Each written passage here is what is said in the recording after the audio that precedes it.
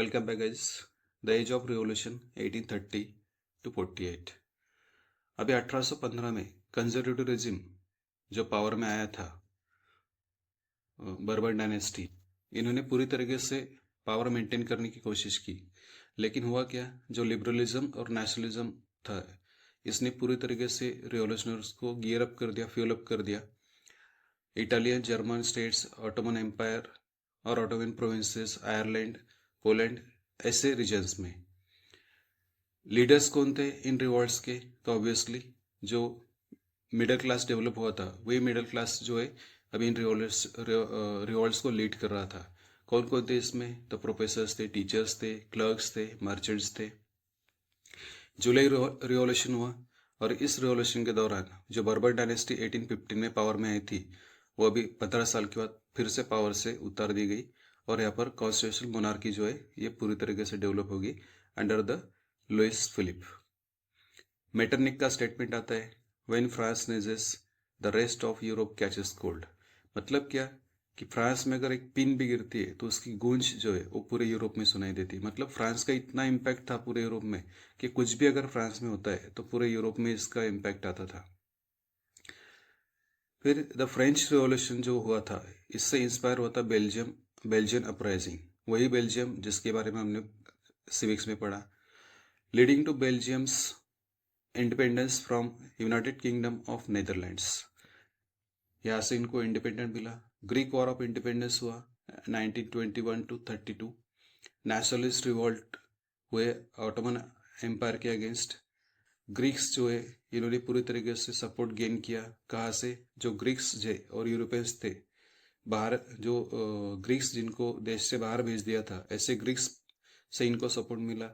European सिंपैथाइजर्स थे, इसमें poet थे लॉर्ड बारेन जैसे, जिन्होंने बढ़ चढ़ के हिस्सा लिया ग्रीक वॉर ऑफ इंडिपेंडेंस में और ये वार लड़ते लड़ते इनकी डेथ हो गई थी। इसके बाद होती है ट्रीटी ऑफ कॉन्स्टेंटिनोपल 1832, जहां पर फॉर्मली रिकॉग्नाइज किया जाता है ग्रीस को as an independent nation. Greek war of independence हमने देखा। उसके बाद बढ़ते कि रोमांटिक इमेजिनेशन जो था इसने किस तरीके से नेशनल फीलिंग्स को क्रिएट किया लोगों के माइंड में। कल्चर का रोल क्या था इसमें? तो ऑब्वियसली सिर्फ वॉर से नेशनलिज्म फीलिंग्स ग्रो नहीं होती, तो इसके साथ साथ कल्चर जैसे आर्ट, पोएट्री, म्यूजिक, स्टोरीज, इनका भी बहुत बड़ा रोल होता है। रोमांटिसिज्म जो है इसने फोकस किया था कि लोगों के इमोशंस को किस तरीके से कैप्चर किया जाए या फिर उनको इमोशनली किस तरीके से नेशनलिज्म की तरफ खींचा जाए। इसमें अलग अलग, जैसे हमने ऊपर देखा, आर्ट, पोएट्री, लॉर्ड बारेन जैसे पोएट थे जिन्होंने अपनी पोएम से लोगों का ध्यान नेशनलिज्म की तरफ खींचा था। पुराने हमारे हेरिटेज है, इससे लोगों की फीलिंग्स जो है नेशनलिज्म की फीलिंग्स को एक उजागर किया जा सकता था, ना कि साइंस और रीजन की वजह से। एक जर्मन फिलोसोफर थे, John Gottfried हर्डर।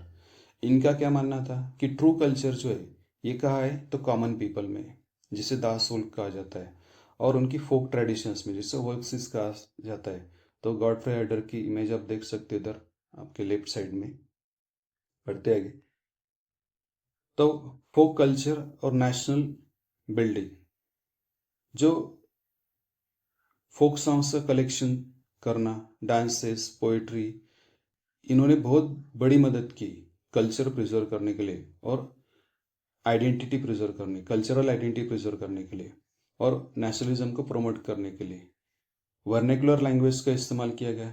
Vernacular languages and folklore spread nationalist ideas specially among literate populations. Poland की बात करते हैं, लैंग्वेज ने बहुत बड़ा रोल किया था। Despite being partition from by Russia, अभी रशिया से पार्टीशन हो चुके थे, मतलब अलग निकल चुके थे। Prussia and Austria, Poland kept national spirit alive through language and music.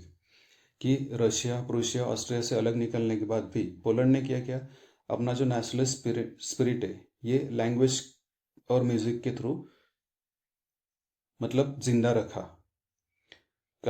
Carol क्रुपेंस्की का रोल इसमें बहुत बड़ा है, आप देख सकते हैं। पर कैरल क्रुपेंस्की क्या किया था इन्होंने? तो जो फोक डांसेस थे लाइक पोलोनेज एंड मजुरका, इनको नेशनलिस्ट सिंबल्स में लोगों के सामने रखा through his operas and music. Russian suppression of Polish. अभी देखो कि पोलैंड जो है, इन्होंने अपनी लैंग्वेज के बलबूते पर अपना जो नेशनल स्पिरिट है ये जिंदा रखा था। तो लैंग्वेज का कितना बड़ा रोल है ये आप देख सकते हो। तो रशिया ऑक्यूपेशन जो हुआ, पॉलिश वाज बैंड। जब रशिया का आफ्टर रशियन ऑक्यूपेशन जो पॉलिश लैंग्वेज थी इसको बैन कर दिया था स्कूल से और उसको रिप्लेस किया गया था रशियन से। फिर 1831 में फिर से एक रिबेलियन होता है। A Polish armed revolt against Russian rule failed leading to the harsher repression. एक आर्म रिवॉल्ट हुआ था, पॉलिश आर्म रिवॉल्ट होता था जिसको रशियन रूल ने क्या किया था, फेल कर दिया था। क्यों और कैसे किया? By harsher repression, language as a resistance. तो फिर क्या किया इन्होंने, अलग तरीके से वार लड़ा। Clergy used polish in church services and religious teachings. अभी क्लर्जी जो थे ये पॉलिश लैंग्वेज यूज करते थे, चर्च डिलीवर करते थे, वो कोई स्पीच डिलीवर करते थे, ऐसे समय पर वो पॉलिश लैंग्वेज का इस्तेमाल करते थे। रिलीजियस टीचिंग में पॉलिश लैंग्वेज का इस्तेमाल किया, leading to arrest and exile. फिर इनको इसका खामियाजा में भुगतना पड़ा, इनको अरेस्ट होना पड़ा, देश के बाहर निकाल दिया गया। Making the language a symbol of resistance.